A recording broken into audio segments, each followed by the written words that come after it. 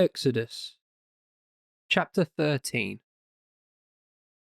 The Lord spoke to Moses and said, "Consecrate all the firstborn to me, the first issue of every womb, among the sons of Israel.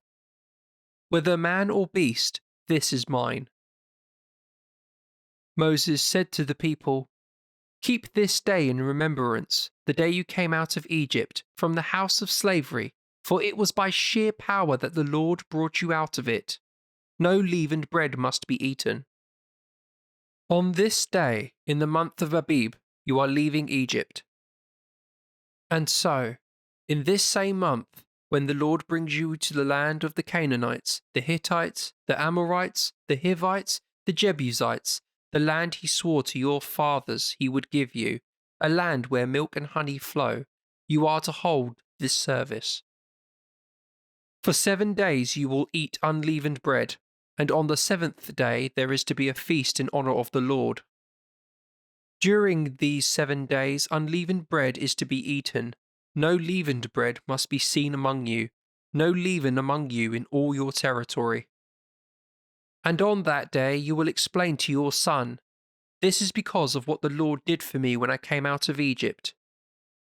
The rite will serve as a sign on your hand would serve, or a memento on your forehead, and in that way the law of the Lord will be ever on your lips, for the Lord brought you out of Egypt with a mighty hand. You will observe this ordinance each year at its appointed time. When the Lord brings you to the land of the Canaanites, as he swore to you and your fathers he would do, and gives it to you, you are to make over to the Lord all that first issues from the womb, and every firstborn cast by your animals. These males belong to the Lord. But every firstborn donkey you will redeem with an animal from your flocks. If you do not redeem it, you must break its neck. Of your sons, every firstborn of men must be redeemed. And when your son asks you in days to come, 'What does this mean?'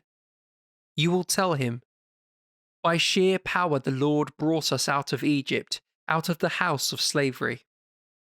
When Pharaoh stubbornly refused to let us go, the Lord killed all the firstborn in the land of Egypt, of man and of beast alike. For this I sacrifice to the Lord every male that first issues from the womb, and redeem every firstborn of my sons.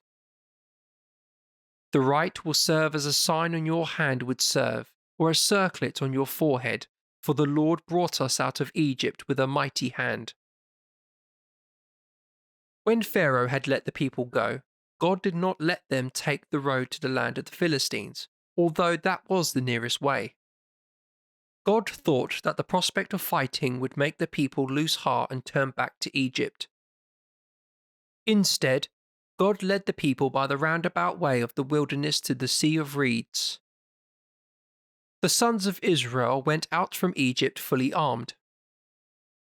Moses took with him the bones of Joseph, who had put the sons of Israel on solemn oath.